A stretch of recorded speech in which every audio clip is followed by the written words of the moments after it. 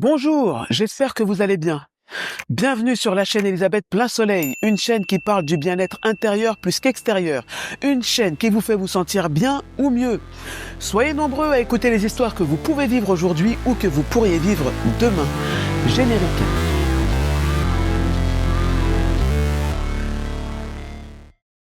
Le thème du jour, la décoration intérieure. La décoration intérieure est un embellissement qui agrémente un lieu. Donner vie à un espace, rendre un lieu chaleureux et accueillant. Il y a des raisons à décorer son intérieur. Ceci peut être pour des raisons fonctionnelles, esthétiques et émotionnelles, car la décoration intérieure permet d'exprimer sa personnalité, ses goûts, ses valeurs et son identité, à travers les choix de couleurs, de meubles et d'accessoires. En décorant notre intérieur, nous créons un environnement confortable. La décoration intérieure sert à améliorer l'ambiance. Elle influence l'atmosphère d'une pièce. Qu'il s'agisse de créer une ambiance apaisante, énergisante ou inspirante. Un intérieur bien décoré peut augmenter l'attrait d'un habitat, que ce soit pour soi-même ou pour recevoir des amis de la famille. La décoration est aussi une manière d'organiser l'espace pour qu'il soit plus pratique, comme en utilisant des meubles multifonctionnels ou en optimisant les rangements. Un intérieur décoré avec soin peut avoir un effet positif sur l'humeur et la qualité de vie, créant un espace où l'on se sent bien, détendu et serein.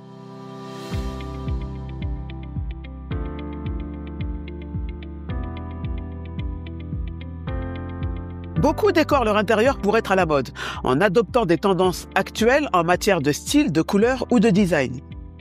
Cela dit, il existe de nombreux styles de décoration intérieure, chacun avec ses caractéristiques distinctes.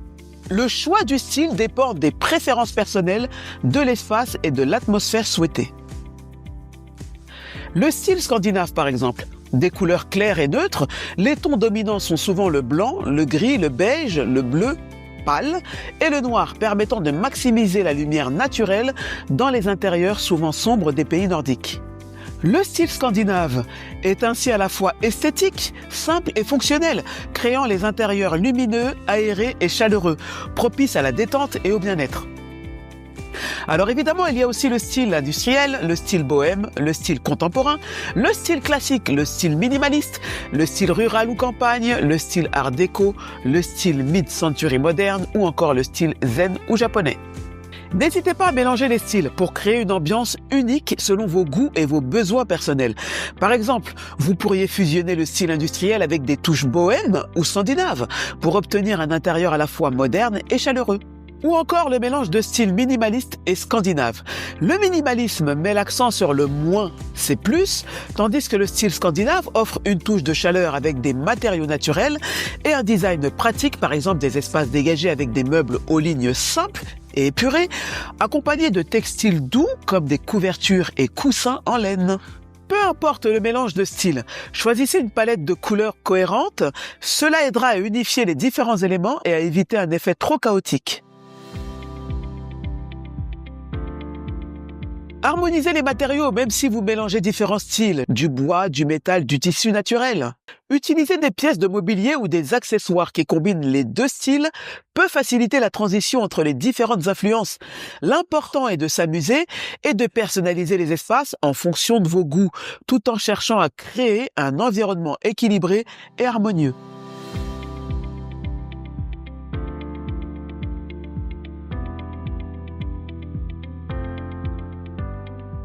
Il est généralement préférable d'acheter du mobilier qui dure dans le temps.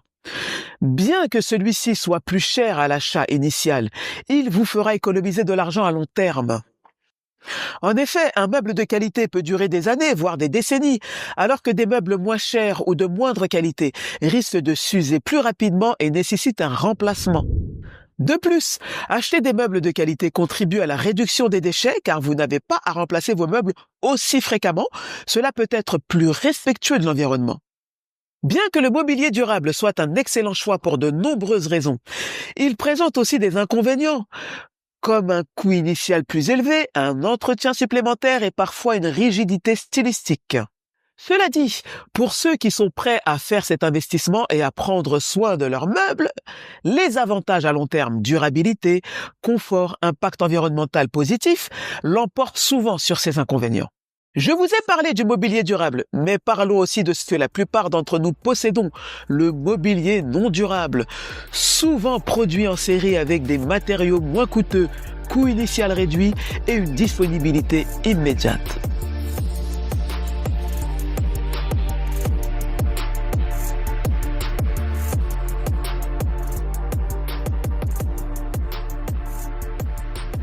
Le mobilier à moindre coût fait le bonheur des amoureux de la décoration intérieure. Une profusion de produits, beaucoup de promotions et un renouvellement permanent. Mais savez-vous que changer fréquemment la décoration intérieure peut avoir plusieurs impacts environnementaux notables? Le renouvellement constant des éléments décoratifs entraîne une accumulation de déchets.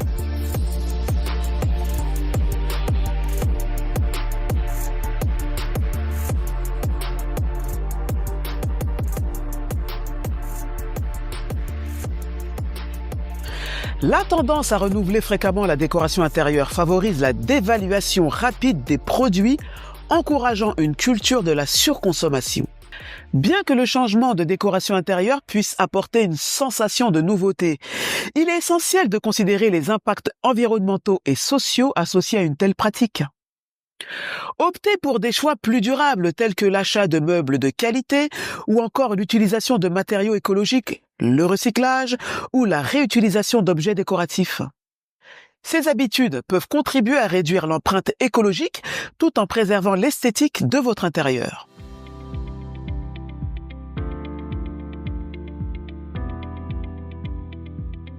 Optez pour des matériaux naturels comme le bois, le lin, le coton biologique, la laine, le bambou, la céramique, la pierre naturelle ou le verre recyclé. Ces matériaux sont biodégradables et ont une empreinte carbone plus faible, ou encore envisagez d'acheter des meubles d'occasion ou de les relooker pour leur donner une nouvelle vie, ce qui réduit la demande de nouveaux produits et limite les déchets. Redonnez vie aux objets décoratifs en les réutilisant ou en les transformant, ce qui diminue la quantité des déchets envoyés en décharge. Privilégiez les produits fabriqués localement pour réduire l'empreinte carbone liée au transport et soutenir l'économie locale. Maximisez de la lumière naturelle, disposez les meubles de manière à favoriser la pénétration de la lumière du jour, réduisant ainsi la dépendance à l'éclairage artificiel et économisant de l'énergie. Optez pour des peintures à base de composants naturels et sans produits chimiques nocifs, préservant ainsi la qualité de l'air intérieur et l'environnement. L'éclairage semble être un élément crucial de la décoration intérieure, car cela influence l'ambiance générale de l'espace. Eh bien, il y a plusieurs astuces pour rehausser la luminosité d'une pièce sombre. Astuce numéro 1. Allégez l'espace aux abords des fenêtres. Pour profiter de la lumière du jour, ouvrez les rideaux et vos stores. Pendant la journée, installez des rideaux légers pour permettre à la lumière de pénétrer tout en préservant votre intimité. Astuce numéro 2. Optez pour un sol qui capte la lumière. Du parquet par exemple. Celui-ci capte la lumière et accroît la luminosité de la pièce. Ou le bois, jouant subtilement avec les reflets du soleil. Le parquet doit être suffisamment clair, tel que le chêne blanchi ou le pin. Évidemment, nous n'avons pas tous la possibilité de poser un parquet. J'en suis consciente, moi-même je n'ai pas de parquet. Cela dit, il existe de belles imitations en vinyle. Astuce numéro 3.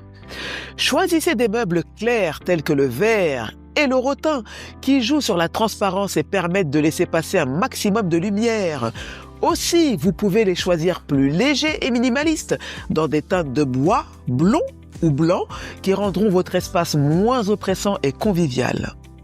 Astuce numéro 4. Misez sur l'éclairage. Les lampes peuvent aussi vous aider à rendre votre pièce plus chaleureuse.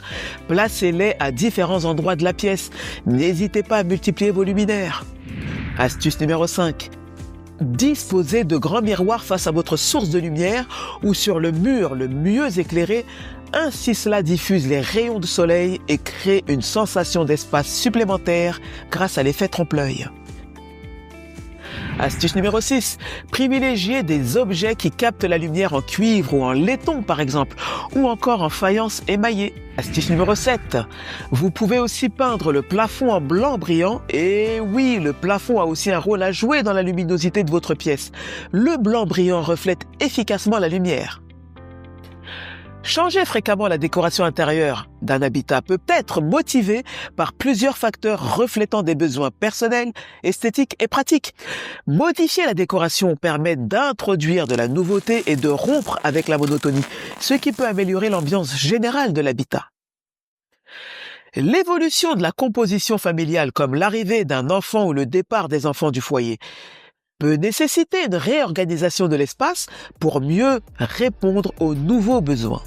Certaines personnes aiment que leur intérieur reflète les tendances actuelles en matière de design et de style, les incitant à modifier régulièrement leur décoration pour rester à la page.